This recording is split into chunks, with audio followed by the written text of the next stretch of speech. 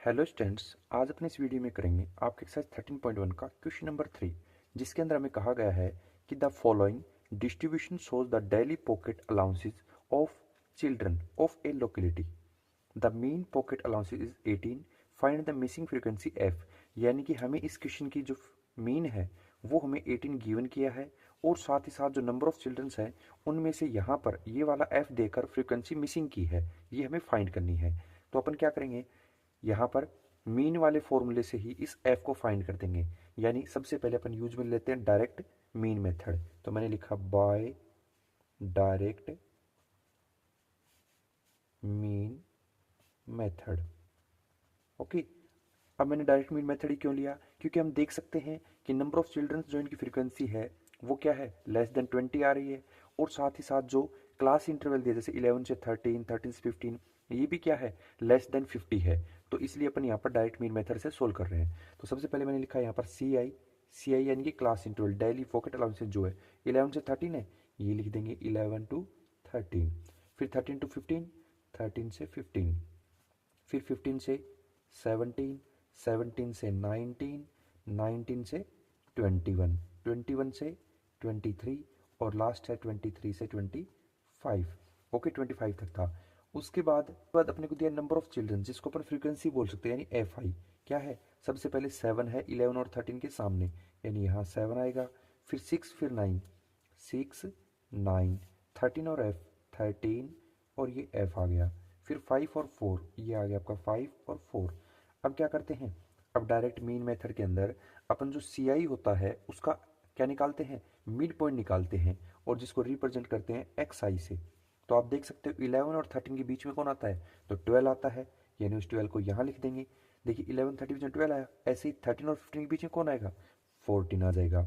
Similarly 15 और 17 के बीच में 16।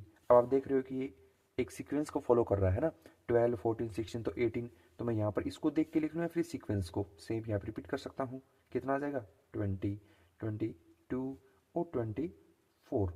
अब अगला स्टेप जो होता था, एफ आई और एक्स आई को क्या करते थे, मल्टीप्लाई, तभी तो डायरेक्ट मीन मेथड बोला जाता था।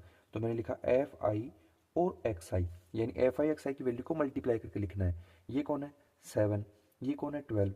तो 12 को 7 से किया, 12 7 जो होता है 84।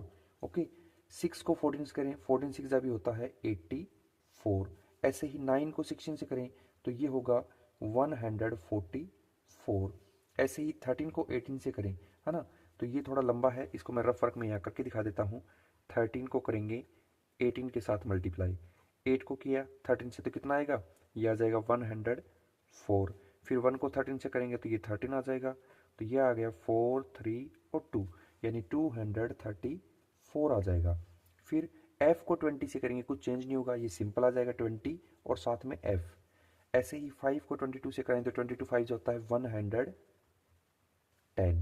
और ऐसे ही 24 को 4 से करें तो ये कितना आ जाएगा, ये आ जाएगा आपका 96। तो इस तरीके से एफ आई एक्स आई कर लिया। अब क्या करना होता है, अब हम हमेशा की तरह डायरेक्ट मीन मेथड में करते थे टोटल। टोटल किसका करते हैं, जिसके अंदर हमें एफ आई दिखता है। तो एक तो एफ आई अपने को दिख रहा है यहाँ पर, और एक दिख रहा है एफ आई एक्स यहाँ पर। तो यहाँ लिख देता हूँ मैं क्या, टोटल। ओके, तो ये लिखा मैंने टोटल, और वो भी किसका, एक तो इनका करेंगे समेसन एफ आई, तो इनका टोटल करेंगे इन सबको, तो ये आ जाएगा अपना कितना, 44, और प्लस में एफ है वो भी लिख देंगे। ओके, ऐसे ही यहाँ पर एफ आई एक्स आई है, तो एफ आई इसमें आने की वजह से इसका भी करेंगे, तो एफ आई और एक्स आई ये आ गया। अब इन सबको प्लस कर लेते हैं, और जो भी आएगा उसके साथ में क्या करेंगे, 20 प्लस एफ लिख देंगे, ठीक है। तो ये आ जाएगा 752, और साथ में जो 20f है इसको अलग से लिखना पड़ेगा, यानी प्लस में लिख देंगे 20f। ओके, अब जो डायरेक्ट मीन मेथड का फॉर्मूला था उसे लिख देंगे, x bar is equal to summation F i और एक्स आई का जो सम है वो, और अपॉन में जो एफ आई था वो समेसन में एफ आई। एक्स बार की वैल्यू हमें गिवन है 18, यानी 18 लिख देंगे, is equal to summation F I X I की वैल्यू कितनी है, जो अपने टोटल किया 752, और प्लस में 20f था ये भी लिख देंगे। ऐसे ही अपॉन में जो अपन ने एफ आई का समेसन किया था यहाँ पर, उसका सम आया था वो लिख देंगे, यानी 44 और प्लस में f। अब ये देखिए ये यहाँ पर डिवाइड में है, इधर 18 की तरफ चला जाए तो क्या होगा, ये चला जाएगा मल्टीप्लाई में, यानी 18 और इसके साथ आ जाएगा 44 प्लस में f इजिकल टू में क्या है 752 और प्लस में 20f। अब 18 को एक बार 44 से मल्टीप्लाई करेंगे और एक बार 18 को f से मल्टीप्लाई जब करेंगे। अपन 18 को 44 से मल्टीप्लाई कराएंगे तो ये आ जाएगा 792 प्लस 18 को f से कराएंगे तो 18f और इजिकल टू में 752 है ये लिख देंगे और प्लस में 20f लिख देंगे। अब देखिए ये 752 जो है ये इधर प्लस हो रहा है, इधर चला जाए तो माइनस, यानी कि 792 और माइनस हो गया 752 इजिकल टू में ये जो आपका 20f है ये आ जाएगा। ये 18f इधर प्लस था, इसको भी इधर रिप्लेस कर दें तो क्या हो जाएगा, ये 20f में से माइनस हो जाएगा, यानी 18f आ जाएगा।